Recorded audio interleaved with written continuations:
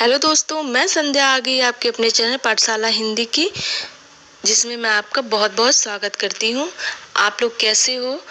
उम्मीद है आप लोग ठीक होंगे। तो दोस्तों, आज हम अपनी पाठ्य पुस्तक रिमझिम, जो कि कक्षा 1 की है पुस्तक, आज उसकी विषय सूची की तरफ चलेंगे। विषय सूची हम इसलिए देखते हैं कि हमें आगे और क्या क्या पढ़ना है।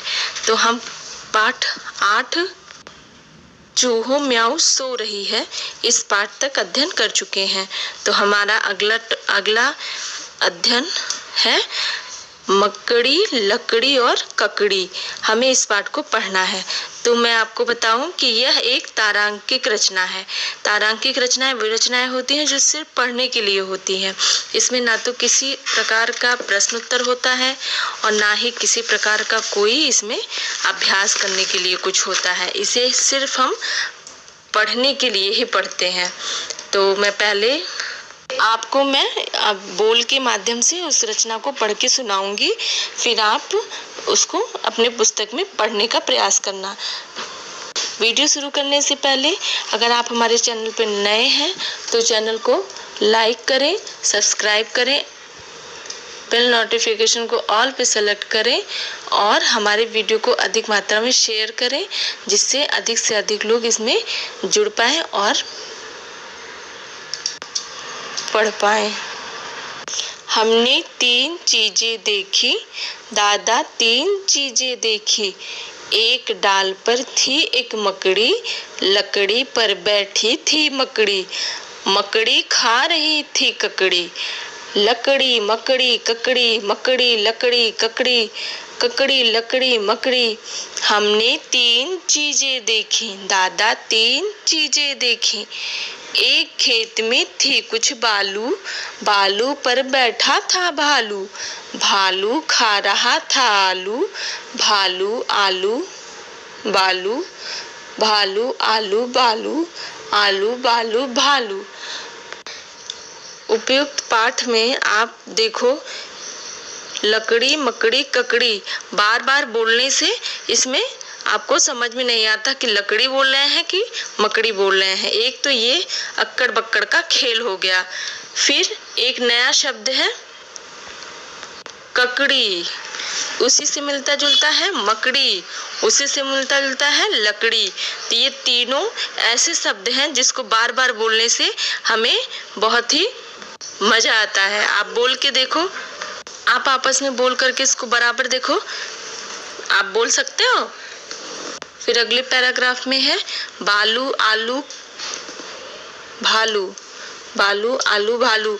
ये भी शब्द देखो एक ही जैसे है ना, तो इसको बोलने में कितनी कठिनाई होती है, बालू भालू आलू, बालू भालू आलू। तो आप इसको बोलना और इस पाठ को पढ़ना, जिससे कि आपको पढ़ने में मजा आए। अब हम अपनी पुस्तक के पाठ नंबर 9 पे चलते हैं, जिसका नाम है बंदर और गिलहरी। यह एक बहुत ही अच्छी कहानी है। आप देखो, मैं इसे पढ़ के सुनाती हूँ आपको, फिर आप इसको पुस्तक के माध्यम से पढ़िएगा और इसके बाद इसमें प्रश्न उत्तर को हम लोग करेंगे। एक बंदर पेड़ पर बैठा था। बंदर की पूंछ बहुत लंबी थी, इतनी लंबी थी कि जमीन तक पहुंच रही थी। एक गिलहरी जमीन पर उछल कूद कर रही थी। अचानक उसे पूंछ दिखाई दी। उसने सोचा, यह झूला कहाँ से आ गया? थोड़ी देर पहले तो यह नहीं था। वह पूंछ पर चढ़कर झूलने लगी। बंदर को गुदगुदी हुई।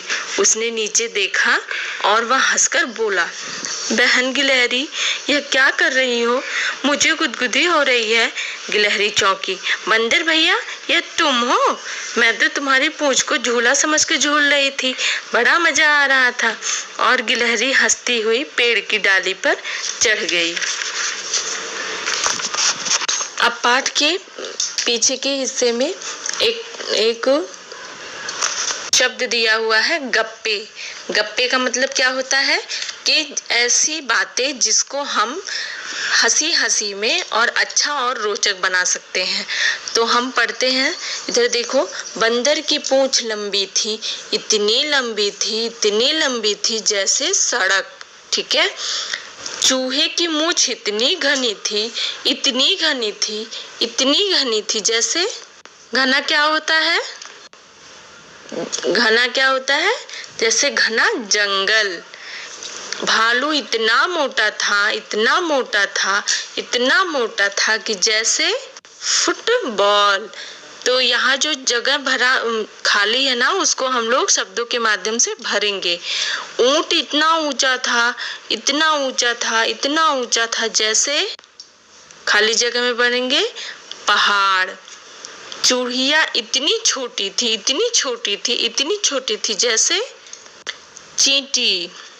कुत्ते की पूंछ इतनी टेढ़ी थी, इतनी टेढ़ी थी, इतनी टेढ़ी थी, जैसे जलेबी। अब एक शब्द हमको खुद बनाना है, जैसे कोयल की। तो हम इसमें क्या भर सकते हैं? कोयल की क्या आवाज मीठी होती है ना, कोयल की आवाज मीठी नहीं होती है? तो यहाँ भरेंगे हम कोयल की आवाज इतनी मीठी थी, इतनी मीठी थी, इतनी मीठी थी, जैसे शहद। तो अगला क्या है? गुदगुदी। गुदगुदी तो समझ में आती होगी आप लोगों को, गुदगुदी क्या होता है। अब इस कहानी में बंदर को गुदगुदी हुई ना, इसमें कैसे गुदगुदी हुई? जब गिलहरी उसकी पूंछ को पकड़ के झूला झूलने लगी तो उसे गुदगुदी हुई ना। तो उसने, अब बताओ हमें कि गुदगुदी कहाँ कहाँ होती है? गुदगुदी ज्यादातर पेट पे होती है, पीठ पे होती है, तलवे में होती है। तो आप लोग इसको अपने छोटे भाई और बहनों के साथ करके देखना, गुदगुदी लगाओ और तब देखो फिर कितना मजा आता है। अगला क्रियाकलाप है कि गिलहरी ने बंदर की पूंछ को झूला समझा।